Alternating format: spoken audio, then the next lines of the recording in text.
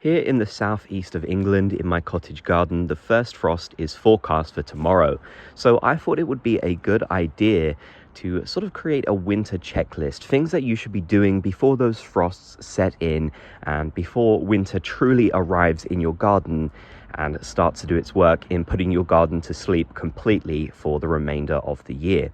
Now, of course, through autumn, a lot of us are moving around plants, a lot of us are still making changes in our garden, and that doesn't necessarily have to stop with the first frosts, as of course, the first frosts we get in the garden will be fairly light ones, usually anyways. Here in England, the first frosts we get tend to be very relaxing ones. I don't know if that's the right word, but there's nothing too harsh about them. But later on, we will get some of those harsher frosts, especially depending on where you are in the country. And of course, I know a lot of Americans will get really harsh frosts.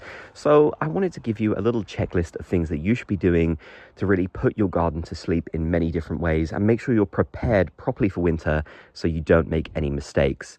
If you like gardening content, consider subscribing. I'm trying to hit 4,000 subscribers. I would really love to have you here on the channel.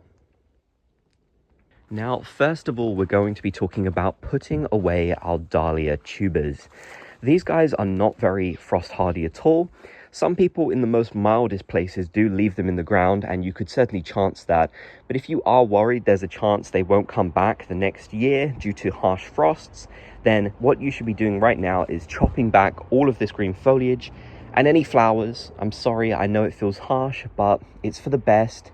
You can always store those flowers inside. You can make nice displays out of them. They're great for that. So that's an idea.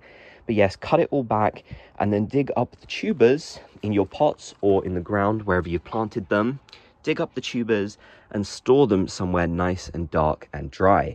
And then next year, you can replant them when the time is right and the risk of frosts have gone, and you'll get to enjoy them again. It's a beautiful system. In fact, if you wanted to and you don't want to dig them up and you've got a greenhouse, you could even just take things like your pots inside and then protect them like that. That's probably what I'm going to be doing with some of these because I'm feeling a bit lazy. Dahlias technically are a perennial plant, so there's nothing saying you have to dig them up and mess around with them and everything. You can just cut them back like other perennials. But it is important to remember that in a lot of places, when you get certain kind of harsh frosts, these things have a good chance of dying or coming back next year looking very stunted. So if you want to be on the safe side, I definitely do recommend digging them up and putting them somewhere safe. It's really important that they stay dry, otherwise the tubers in the ground or wherever you've got them will start to rot. So definitely keep them nice and dry. They don't want to be waterlogged over winter. That's maybe another reason why they're not so great to keep in the ground. Aside from those harsh frosts, if they get waterlogged, then that's probably going to be a big issue for them. So definitely look after your dahlias. Of course, this same advice applies to any other tender plants that you've got within the garden. We've got this one here, which is a salvia. This one is called Salvia Black and Bloom, and it's not very hardy at all. I know other people sort of in my area who have had this one, and if they leave it out, it will die. So it is generally recommended that you take the steps to protect this by putting it into a greenhouse. What I'll probably do is chop it back to the base and then put it into my greenhouse for the winter time. And then once those first frosts have gone, I can put it out again and it'll be safe. Also, another good reason to have glazed pots instead of terracotta, as a few people have mentioned, because they do protect things better from frost. As you can see, I do have a good mix of both because I love terracotta and I'm never going to not use terracotta.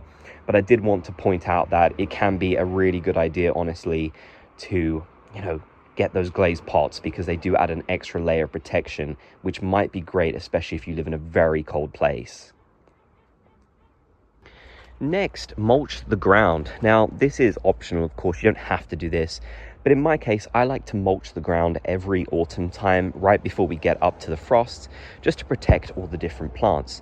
Now, you don't have to do this to everything. Some of these plants are so hardy that no frost could really damage them at all, but mulching is just a good idea because what if you have a particularly dry winter, for example? What is mulch going to do? It's going to retain the moisture in the ground, meaning you don't have to be out there watering in the winter. Because yes, believe it or not, sometimes you do actually have to do that. If you've not mulched properly and your ground dries out, the plants can die over winter and not come back. So yes, sometimes it's good to have the mulch for those purposes. It also helps suppress weeds, although can see a cheeky one down there, so I'm not so sure I'm believing that right now. But, you know, it has a multitude of purposes. I like sort of rotten manure, I should say. It needs to be well rotted. So emphasis on past tense. It needs to be well rotted. You can't use fresh manure. It's going to be too crazy for your soil, the composition of it. It can harm the plants. So make sure it's well rotted. But aside from that, yeah, definitely get a nice layer of it, a thick layer, spread it all over your flower beds and borders, and it'll help them out a lot. Especially put it around those really tender plants. This grass here, which is I think it's called Pennisetum hamlin or hameln. This one is really tender. It doesn't like frost at all. It's only got a hardiness rating of like 3. So it's a really good idea to cover the mulch around it and make sure that it's well protected. Otherwise, you might find that it doesn't come back. This isn't a necessary must for everyone. Some people just won't bother to do this and leave their plants to it. That's fine. But like I said, there is a multitude of good reasons for mulching the ground. It also will improve your soil health for next year as well. So I just see so many different benefits to doing it. Next, put away and protect any of your garden furniture. So my garden furniture is sort of metal with this kind of fabric on it. The fabric will mostly be fine due to the material it is, but the metal will start to rust in winter. And since this is something I don't really want to rust, as it's kind of a bit new, and we've also got this little umbrella as well, that'll get really dirty. So yeah, definitely protect and put away your garden furniture. You want to make sure you really do this in autumn, to be honest with you, way before winter comes in, because otherwise it will get ruined really quickly. Unfortunately, as we all know too well, a lot of garden furniture just isn't made with great quality. Obviously, you can spend a bit more and get even better quality, but even then, you can't save everything from the rain and the storms and such. So yeah, it's really important, I think, to put this stuff away and protect it for the cold season. You want to make sure that it's going to look nice next year. So get yourself a tarpaulin, and just put it over it. Just protect it. It doesn't have to be perfect. Just stop the bulk of the rain coming in on it. That's what I like to do. I mean, if you have any sort of big buildings, like a massive shed or something, you could put it in there. My shed isn't that big, so I'm not going to be doing that. But I'm definitely going to be covering it with a tarp, just to protect it as much as I can. With certain things, like this metal table and chairs over here, I don't ever put them away, which you might be thinking, well, that kind of defeats what you just said, because they are completely metal. But I actually don't mind if they rust. You know, they're sort of old. They're designed to kind of go like that anyways. They're a vintage item, so I'm not too bothered. But with something nice and new like this, yeah, I really want to make sure that it doesn't go horrible in the winter. So I definitely think that's an important thing to do. Also, another little tip whilst I'm over here, if you want to protect your pots and your perennials even more because you don't have a greenhouse like that to put them in, then stack them all together. There's good company in numbers. Definitely put them all together, put them all really nice and close, and that'll kind of make things a little bit better for them. Also, you can stack them all together in an area of your garden that is a bit more sheltered, maybe somewhere under a canopy or a pergola or something, just so they'll have a bit more protection from the elements. You know, with potted plants, the great thing is you can move them around so easily and put them wherever you want, provided they're not too heavy. I mean, some of these I can't move, so I kind of treat them more like, you know, if something bad happens to them, it's going to happen. But also you can make little steps to try and help yourself. And I definitely think that is an important one to do. So yeah, stack all your pots together, put them all in the same place, in the same corner of your garden, and put them somewhere sheltered and safe. And definitely that'll be a great decision on your part. Next, make sure you tidy up your greenhouse ready for spring so that you can start sowing new seeds. Of course, this only applies to people who grow their own perennials and vegetables and everything.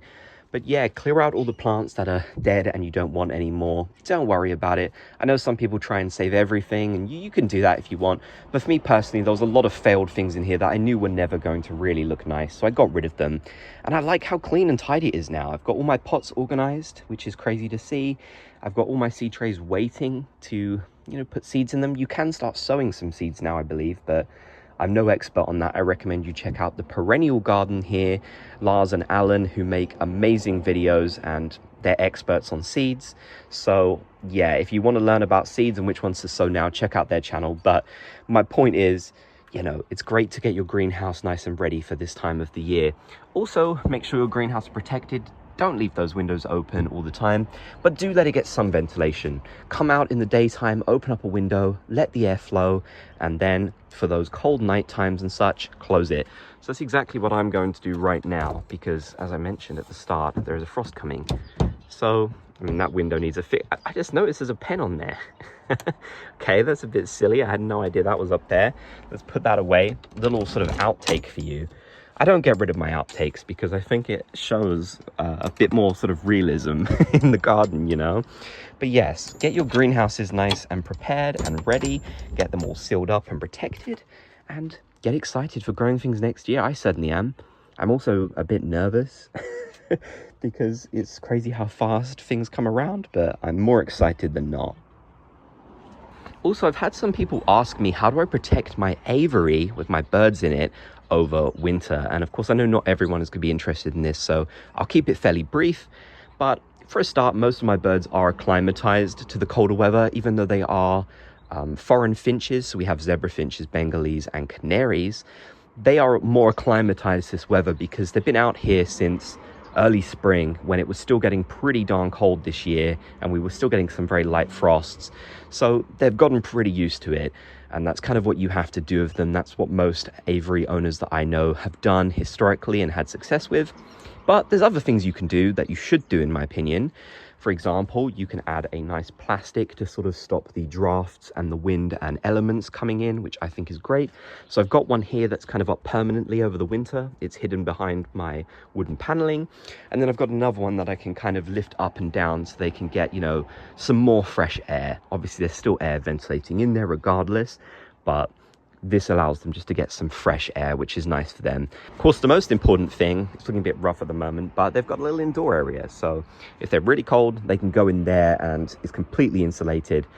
But you'll typically find most of these birds actually just want to be out in their flight because, of course, they do. They love to fly around and have lots of space and go crazy. So yes. And also, thanks to all the people suggesting that I paint the mesh. I will be doing that come spring. It'll allow us to see in there a bit better, so maybe I can show it off a bit more. So yes, it's not an exhaustive list, of course. There are other things you could do to prepare for winter, but those are some of the things that I definitely recommend the most. Of course, also make sure that your bird feeders are constantly topped up so that your birds in your garden, not the ones like I've got, but just your normal birds, are getting their food. I actually see one down there right now, so that shows you how important it is. Even right now as I'm recording, they're coming and enjoying some food. So definitely keep those well stocked. Make sure your bird baths don't freeze, otherwise your birds won't have access to water. That's another good thing. Keep on top of that sort of stuff and the wildlife will thank you.